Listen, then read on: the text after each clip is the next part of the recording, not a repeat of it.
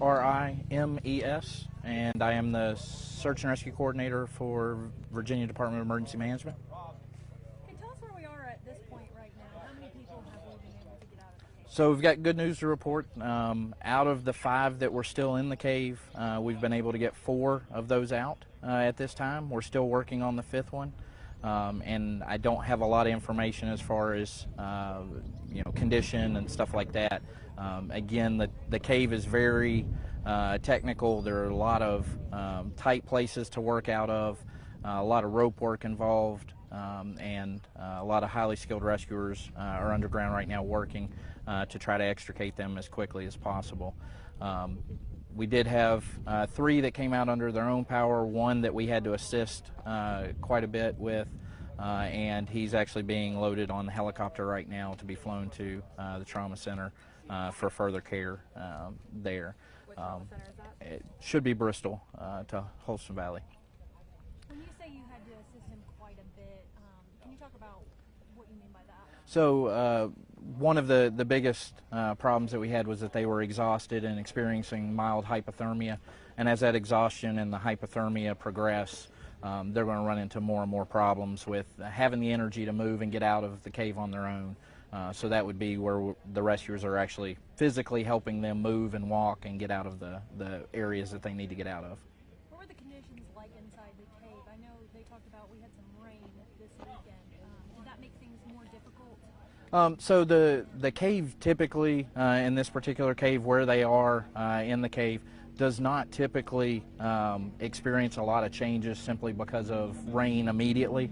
Some caves it does affect the conditions very rapidly.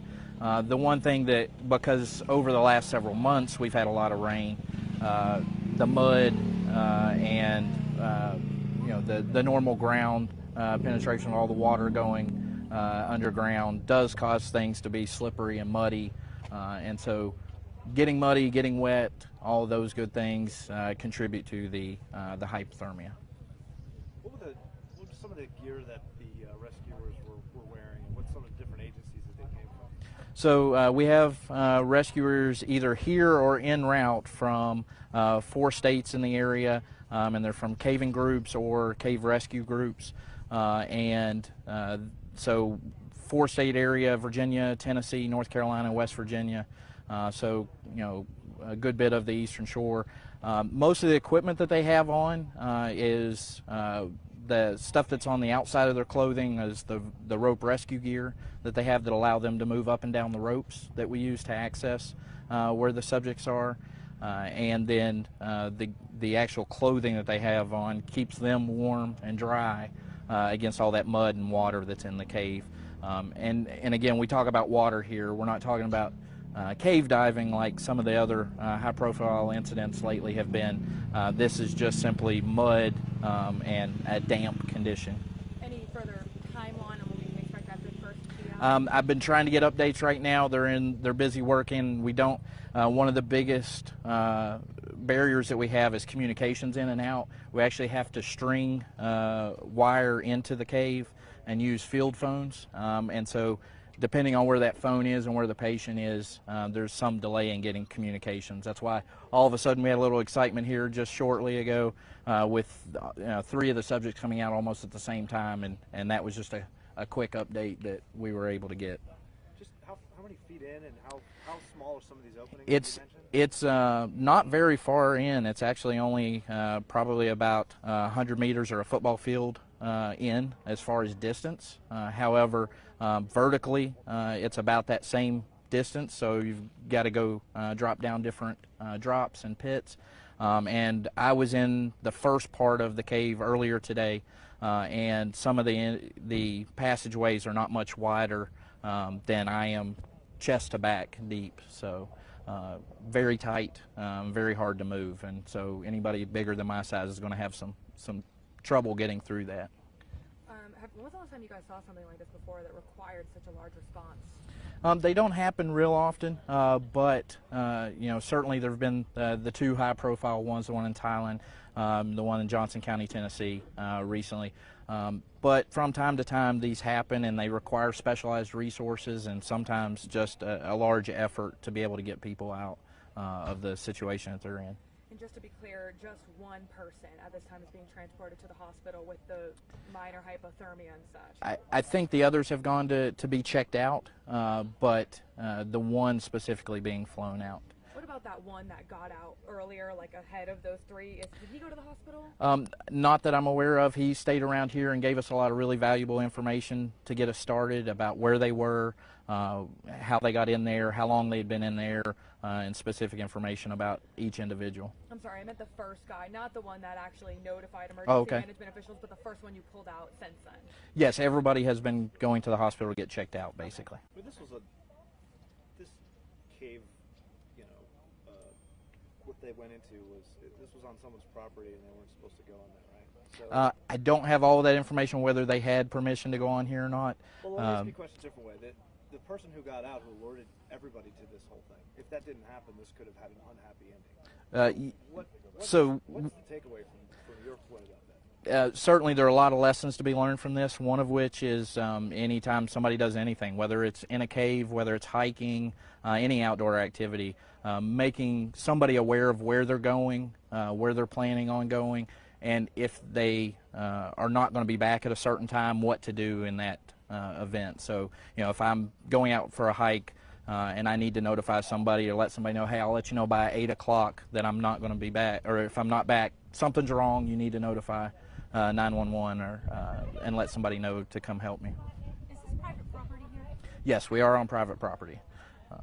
So it is customary practice for folks to let landowners know and get that permission before they go in. And I can't speak to whether these guys did that or not. But did anybody who was involved in the rescue today, had they been in this cave before? Actually, a lot of the cavers that are here are experienced with this particular cave, as there's a big effort to survey the cave. The cave in all has over 7 miles of passage in it, so it's a rather extensive cave. But as far as where we're working today is just a very small portion of that. So it's open to the public to go into? No, because it's on private property, so you have to have the landowner, and then of course there's the barriers of being prepared, having the right equipment, and things like that. And was any of that the case? I do not know, to be honest. I don't know if they, I've not been told what equipment they had with them. I know they had some, but I don't know what specifically. For the person who got out, I mean, what was their, besides alerting you to this, did they sort of tell you what the situation was, like that they helped him get out and said, go help find help for us, or he just... Yeah, more or less that the rest of them had become tired and unable to get themselves out, and he was the one that still was able to work his way out and come get help. Cool. Thank you so much. Not a problem. We will certainly let you all know. Brown. That would be you.